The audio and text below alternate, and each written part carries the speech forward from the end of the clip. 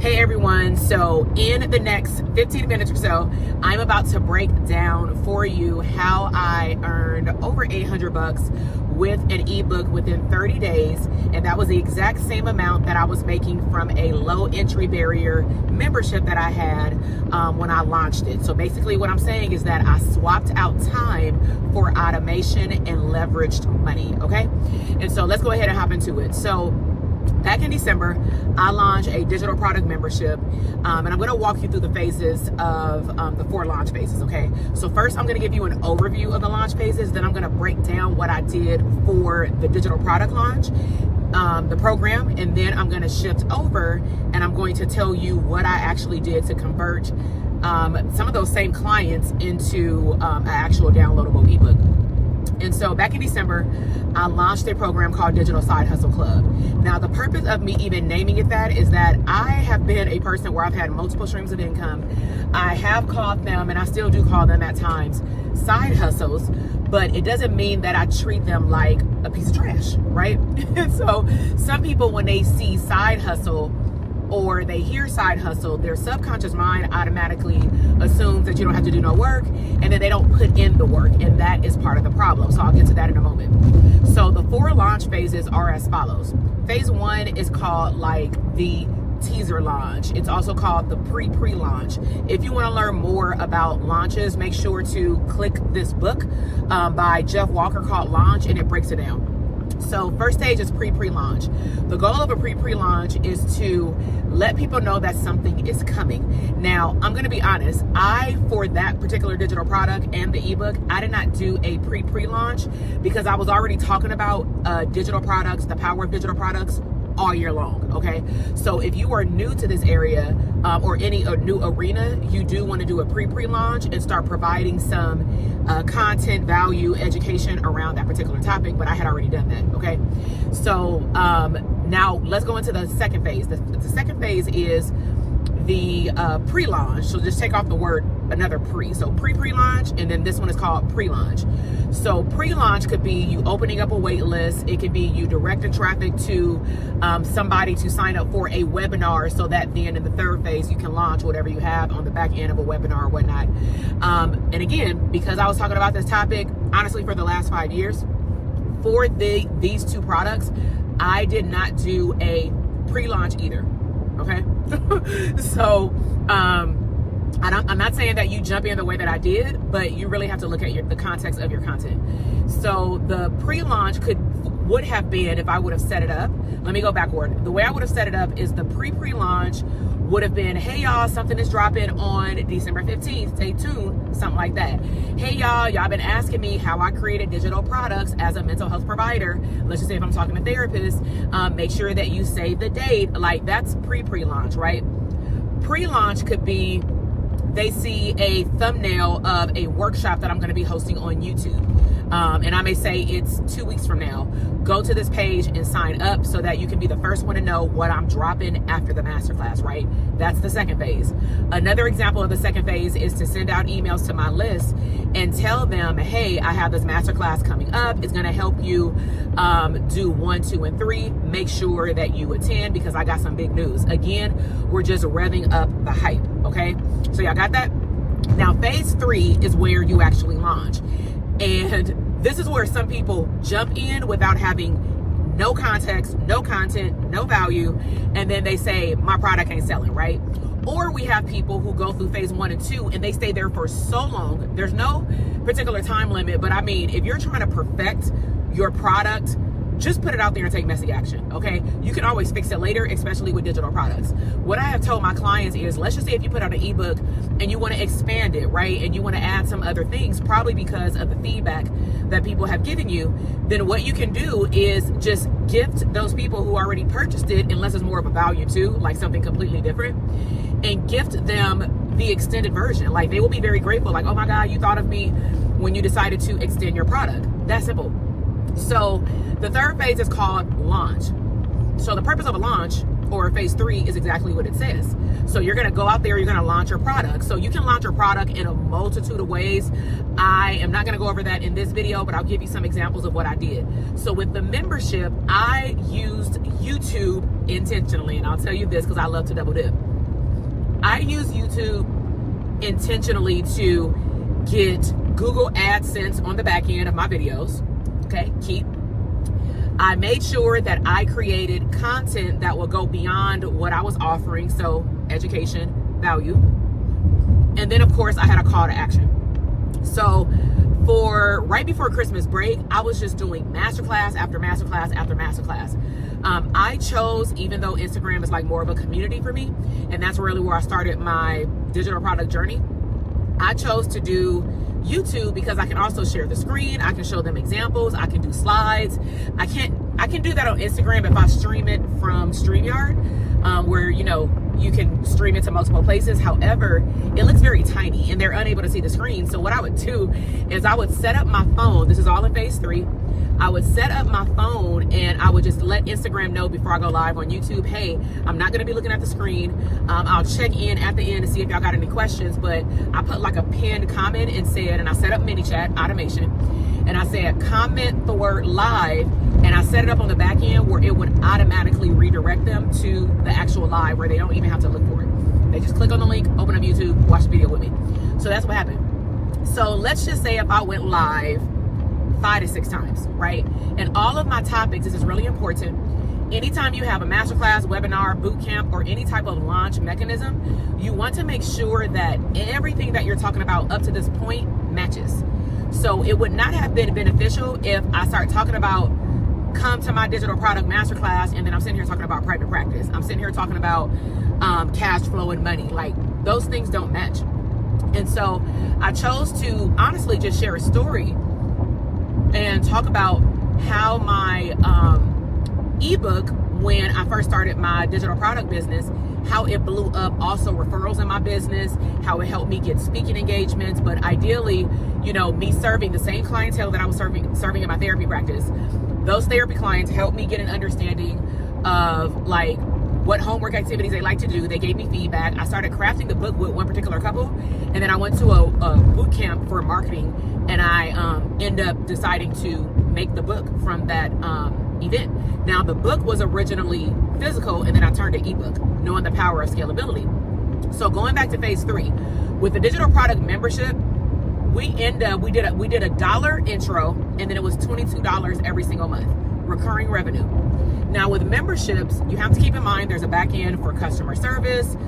You have to watch the payments. You have to remove people from the portal because it's like Netflix. If you don't pay, you don't keep it. And so we had about 63 people join within the first like 2 weeks before the new year. And I started this like December 15th or something. Like, I literally started it. I went to Disney Alani December, I think 15th or 16th or something like that. Like, I went to Hawaii with my family. I was out there for 7 days. I was promoting it while I was on the beach, saying like, I'm having a masterclass. So I guess that's phase 2. And when I got home, I actually started having the masterclasses, and I was having them like every other day. Whenever I would feel like it, I would get up, and then I started making my content match. And so people started enrolling in the membership. Now, later down the line, because I was really in love with, you know, memberships, later down the line, I just realized that one, I and my team felt like the phrase side hustle was very indicative of potentially how these people were showing up. And I'm only saying this based off of what we saw. What we saw was a lack of engagement, no matter what we were trying to do to engage them. We were answering questions that came in. We were asking them what else did they want to learn. We would provide and slow down content. But what we kept getting was capacity, capacity, capacity. So I started telling people, and this isn't the first time this has happened. We started telling our community members that, you know, you want to make sure that your first stream is streaming, because you will not have the mental capacity to give to a digital product. Even though digital products can be easy to put out there in the marketplace, it doesn't mean that it's easy to keep up with marketing while you're marketing something else. That's really key. So you don't want to just jump into a digital product launch and just feel like, oh, it's going to sell because this is what I do on a daily, you know? And so the membership clearly popped off. And then phase 4 of a launch is called debriefing. Debriefing for me is like every single week in a membership. And then if the membership runs for a long time, it goes into like once a month, where we're really reviewing how is the performance of our clients, what wins are we seeing, where are they getting stuck, how is the content in the portal doing. We had a private podcast so that you can learn on the go. But we put out all the bells and whistles, and we primarily had about, no lie, like less than 10 people actually engage, whether it was in our Telegram group, or like on the coaching calls. And so it went from like 63 to an active maybe 54 people, which is still pretty good. And I was generating let's just say $830. Let's just go there. $830. Some people got in when it was the $22 mark. Some people got in when it was $49, because over time, after the beta launch, me testing out my digital product, we increased it. So by the 4th month, it definitely just engagement wise went down, and I started to feel unaligned. So now I'm going to integrate what happened with me replacing my income. So I had started back in February, March. I had started playing around with the idea of just, let's just give all therapists and healers, so let's focus on that subset of individuals.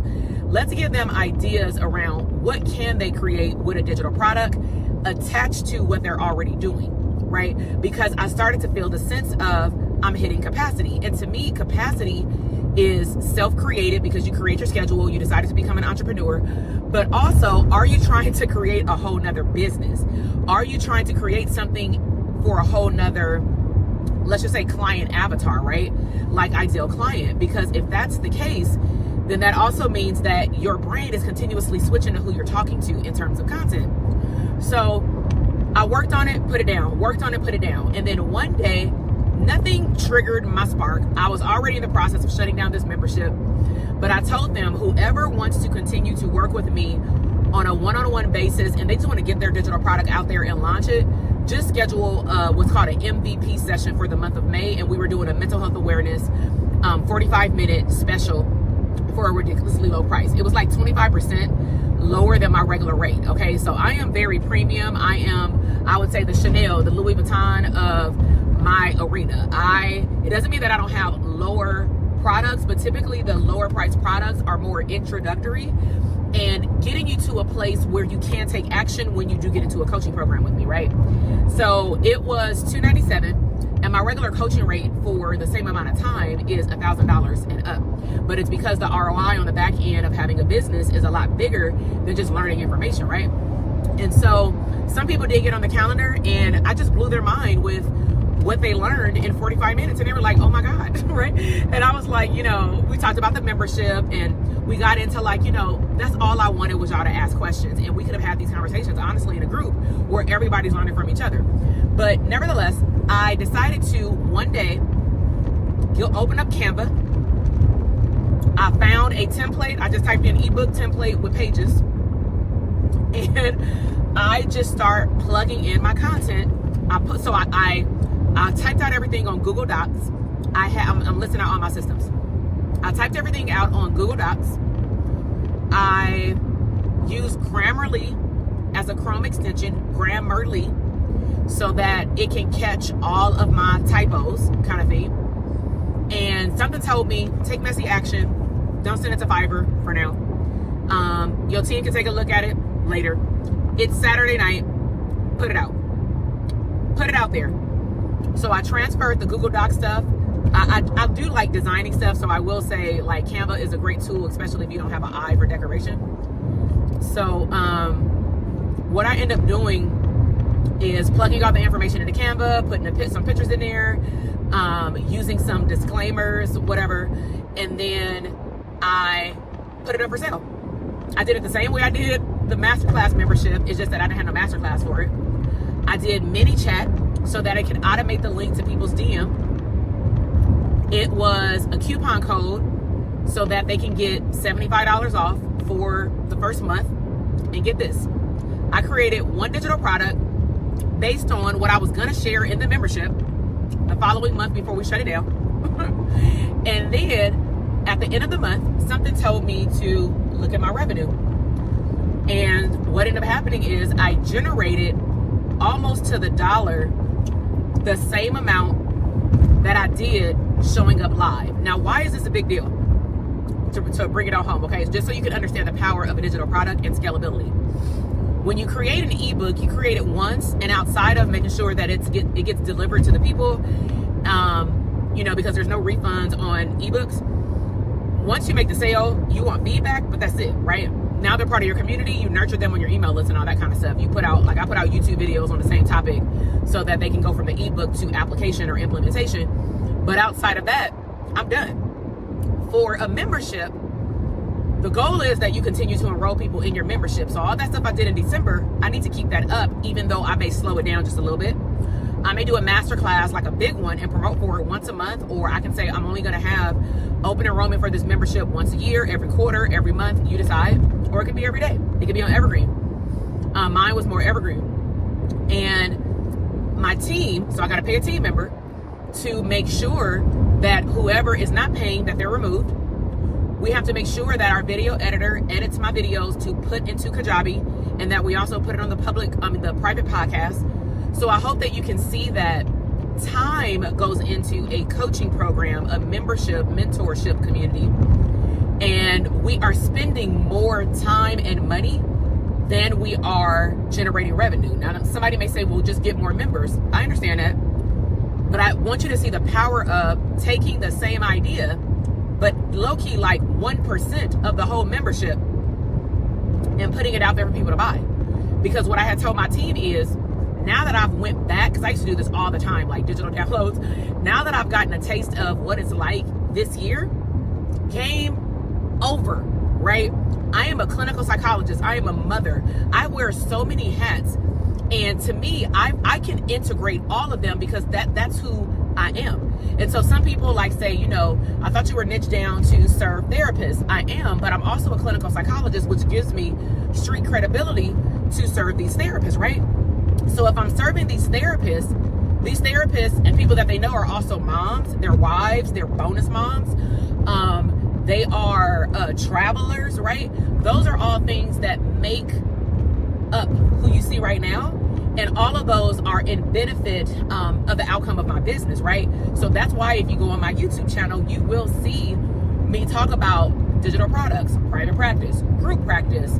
I'll host live events, but then I'll also have behind the scene vlogs, day at Disney with my family. And I'm not trying to turn my page into like no Disney channel or no family vlog channel, but you will see sprinkles of my life because I want people to see that you can have both. You don't have to choose. And I understand that the algorithm may say I should only focus on digital products, or, you know, so they can push out my information, and I understand that. But it ain't like I got family vlogs popping off like every day.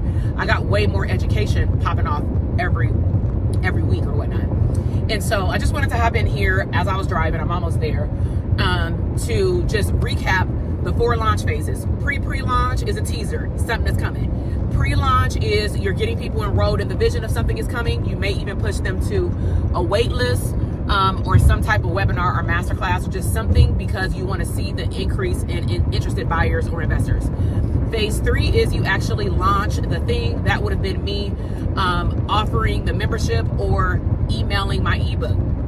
And then the 4th stage is called debriefing, where you look at your numbers, you see how you performed, and then you make tweaks. Now, we'll close out with this. When something works out or doesn't work out, in stage 4, you want to make sure that when you go and launch the thing again, that you don't change too much. What do I mean by that? If I know that a 3-day masterclass series works for my audience, works for me with my alignment, with my personality, and it works with the outcome of the sales of my products and services, and let's just say I didn't get as many people signed up for a program or a membership or download an ebook or something, I should not go and change all of my sales emails, change my 3-day boot camp to a 1-day webinar, change me speaking by myself to having guest speakers, how many social media posts. It's too many things, because what's going to happen is when you take a look back for the next launch, you're not going to know what contributed to the shift if something goes up or goes down. Does that make sense? So you want to make small tweaks. So for example, I can say, okay, for the first one, I did nothing but mini chat automation and Instagram posts and emails. So I can make a small tweak and say, well, gosh, if we made $800 or so in 30 days, I wonder what would happen if I increased the content on YouTube. And I did go hard, like back to back, but that was during holiday break, so it was also a different season.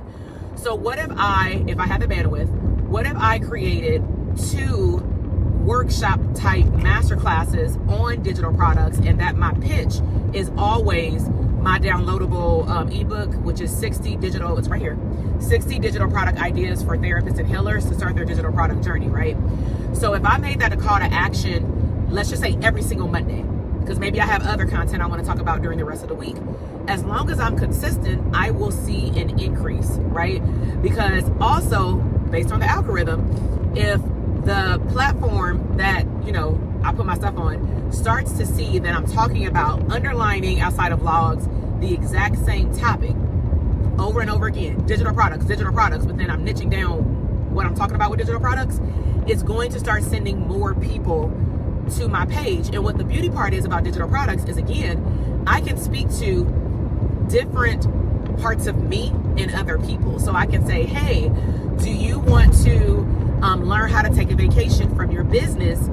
And if you choose to take your laptop, that's cool. But if you don't, let's talk about how you can set up your office so that you can leave.